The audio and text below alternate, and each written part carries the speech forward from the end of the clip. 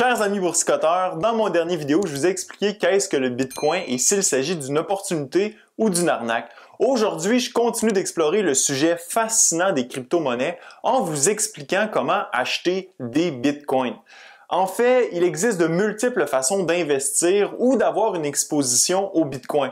Alors, en première partie, j'expose 4 manières d'investir indirectement dans le Bitcoin et en deuxième partie, je vous explique étape par étape comment acheter des bitcoins, donc comment investir directement dans la crypto-monnaie. Je vous rappelle que cette vidéo est à titre informatif seulement et qu'il ne s'agit pas d'une recommandation d'achat de crypto-monnaie. Comme l'a dit cette semaine la Financial Conduct Authority, soit l'équivalent de l'AMF au Royaume-Uni, lorsque vous investissez dans le bitcoin, soyez prêt à perdre tout votre argent. Ceci étant dit, débutons tout de suite avec la première manière d'exposer une partie de notre portefeuille au Bitcoin, soit l'achat de Future Contract ou contrats à terme en français. Les premiers contrats à terme sur le Bitcoin ont commencé à être échangés sur certaines bourses américaines en 2017. Les contrats à terme permettent de tirer profit d'une exposition à un actif sans avoir à le détenir. En fait, le contrat à terme consiste à un engagement de votre part à acheter ou à vendre l'actif sous-jacent au contrat, en ce qui nous concerne le Bitcoin, à une date future et à un prix fixé d'avance. Toutefois, vous n'obtiendrez pas de Bitcoin si vous détenez un contrat à terme en Bitcoin. En fait, tous les contrats sont réglés en argent américain. C'est donc un outil financier spéculant sur le mouvement du prix du Bitcoin, mais qui est très utile pour réduire le risque lié à la volatilité du prix de l'actif dans la mesure où vous pouvez geler le prix de vente ou d'achat dans le temps. Par exemple, une entreprise de minage de Bitcoin qui anticipe une baisse du prix de la crypto-monnaie pourrait vendre des contrats à terme du Bitcoin au prix actuel, disons 40 000 $, et empocher un profit, disons 10 000 $ par contrat, si le prix a baissé à 30 000 $ à la date de règlement, soit le 1er mars prochain, par exemple. Ceci lui assurerait que ses frais soient couverts, même si le prix du Bitcoin baisse de façon importante. Cependant, investir dans des contrats à terme n'est pas la meilleure façon d'avoir une exposition au Bitcoin selon moi. Ce type d'investissement spéculatif se fait sur marge. Les ratios de marge obligatoire sont très élevés, autour de 60% sur le Chicago Mercantile Exchange, et l'effet de levier peut être mortel en cas de perte. Une autre option qui s'offre à vous, c'est d'investir dans les actions d'entreprises qui minent du Bitcoin. Plusieurs entreprises sont cotées en bourse, telles que Riot Blockchain, Marathon Payton Group ou Bitfarms. Le prix de l'action de ces entreprises est bien évidemment relié à celui du Bitcoin. On remarque d'ailleurs que les prix ont fortement monté dernièrement en raison de la récente hausse du prix de la crypto-monnaie. Cependant, toutes ces entreprises sont non profitables et perdent des millions de dollars trimestre après trimestre. Pour ma part, je me tiendrai loin de ce genre d'entreprise. Vient ensuite les Bitcoin Trust ou les fonds de gestion en fiducie de Bitcoin en français. Il s'agit probablement de la meilleure façon de détenir une exposition au Bitcoin sans en acquérir directement, et le tout se fait par l'achat d'un véhicule d'investissement disponible sur les marchés boursiers. Le seul actif détenu dans ce type de fonds, c'est le Bitcoin. Les gestionnaires émettent des actions de leurs fonds sur le marché et le prix de ces actions se négocie en fonction de l'offre et de la demande.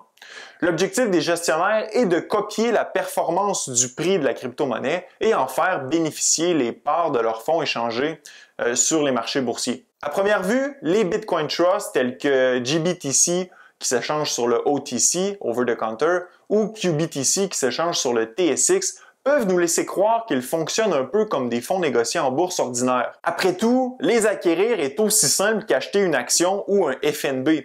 Or, détrompez-vous, ces fonds ressemblent beaucoup plus à ce qu'on appelle des closed-end funds. En raison du fait que les autorités des marchés financiers n'ont pas approuvé le modèle du FNB pour les crypto-monnaies, les groupes d'investissement comme Grayscale ou 3iQ se sont tournés vers un modèle financier alternatif dont la gestion diffère de celle des FNB. Les gestionnaires de Bitcoin Trust n'ont pas pour objectif de faire la médiation entre la valeur des actifs détenus dans le fonds et le prix des actions du fonds sur le marché. Laissez-moi vous expliquer. Dans un FNB conventionnel, le prix de l'action du FNB échangé sur les marchés correspond à la valeur nette des actifs du fonds divisé par le nombre d'actions du FNB en circulation. C'est ce qu'on appelle le NAV dans le jargon ou Net Asset Value et le NAV équivaut normalement au prix du fonds négocié en bourse. Prenez par exemple le fonds indiciel VOO qui reproduit le S&P 500. Le fonds détient un peu plus de 181 milliards d'actifs constitués des actions des plus grandes entreprises américaines. Alors, si on prend cette valeur, qu'on y soustrait les dettes du fonds s'il y en a, et qu'on divise la valeur de ces actifs par le nombre d'actions du FNB en circulation, on obtient la valeur nette du fonds par action qui, comme vous pouvez le voir à l'écran, correspond au prix auquel se transige le fonds actuellement.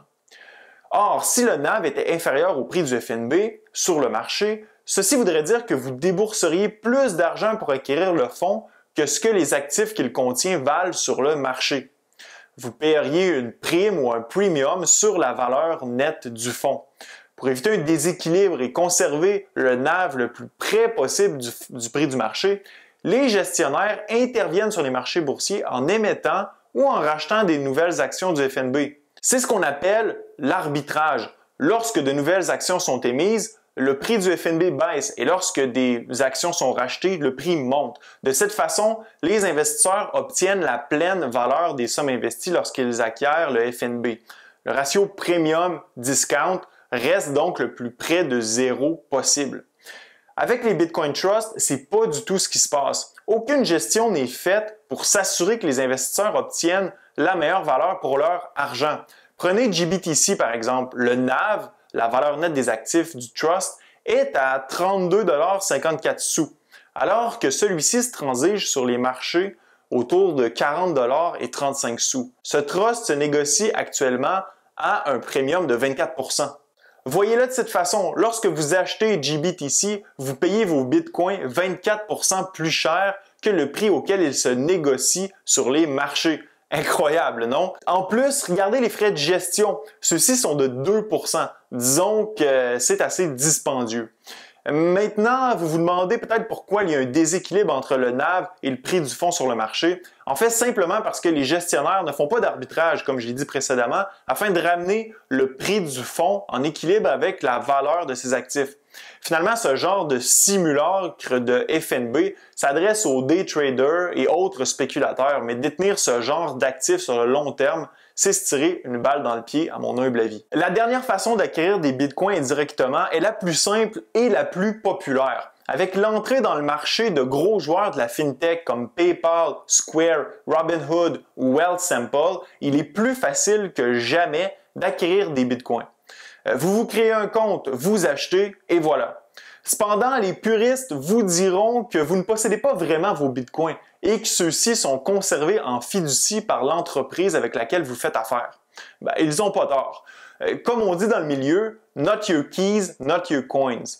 En fait, certaines applications vous permettent de prendre la possession complète de vos bitcoins en les déposant dans votre portefeuille numérique, comme Cash App de Square. Cependant, l'app n'est disponible qu'aux États-Unis. D'autres en proscrivent totalement la prise de possession, comme PayPal et Wealthsimple, qui conservent les bitcoins pour vous sans que vous puissiez les échanger, les envoyer à d'autres personnes ou les déposer dans votre propre portefeuille numérique. Maintenant, si vous voulez acheter du Bitcoin directement sur le marché, sans intermédiaire, sans passer par un instrument dérivé, voici comment procéder. Plusieurs plateformes d'échange sont maintenant disponibles sur iOS et Android.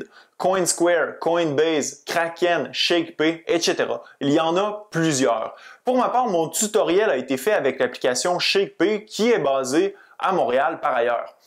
Première étape, télécharger l'application. Deuxième étape, se créer un compte. Alors, vous entrez votre identifiant, votre courriel et votre mot de passe. Par la suite, on vous demande votre numéro de téléphone que vous devez ensuite vérifier avec un code qu'on va vous envoyer. Vous entrez votre nom, votre date de naissance et votre adresse, votre emploi, et puis l'inscription est terminée. C'est pas plus compliqué que ça et vous arrivez sur la page d'accueil de l'application. Avec ShakePay, vous pouvez acquérir deux types de crypto-monnaies, soit le Bitcoin et l'Ethereum, mais vous devez ajouter des fonds à votre compte, soit en y envoyant des crypto-monnaies que vous détenez déjà ou en faisant un transfert Interac avant de pouvoir en acheter. Pour ma part, j'ai ajouté 10 $ par transfert Interac à mon compte. Ensuite, pour acheter, vous cliquez sur les flèches bleues. Vous choisissez votre méthode d'achat. J'y suis allé avec Instant, qui veut dire au prix du marché. Et vous mettez le montant de Bitcoin que vous désirez acquérir. Vous confirmez la transaction et le tour est joué. Pas plus compliqué que ça. La prochaine étape, et c'est probablement la plus importante, c'est de sortir vos bitcoins de la plateforme d'échange parce que c'est l'endroit le moins sécuritaire pour les conserver en raison des risques de piratage informatique, comme on a vu se passer des dizaines et des dizaines de fois par le passé. Vous cliquez sur Send et vous pouvez envoyer vos bitcoins vers votre portefeuille numérique. L'important, et ça c'est vraiment important, surtout si vous achetez des sommes importantes, c'est de ne pas oublier votre mot de passe. Plusieurs le regrettent, comme ce gars qui est théoriquement millionnaire, mais qui a oublié le mot de passe de son portefeuille numérique, ce qui l'empêche de récupérer les millions en bitcoins qu'il détient. En fait, près de 20% de tous les bitcoins minés à ce jour seraient sur des portefeuilles inaccessibles en raison de leur destruction ou de la perte du mot de passe. Enfin, j'espère que cette vidéo vous a éclairé un peu plus sur les différentes façons d'exposer une partie de votre portefeuille d'investissement au Bitcoin. Ce fut un plaisir d'être avec vous. À la prochaine.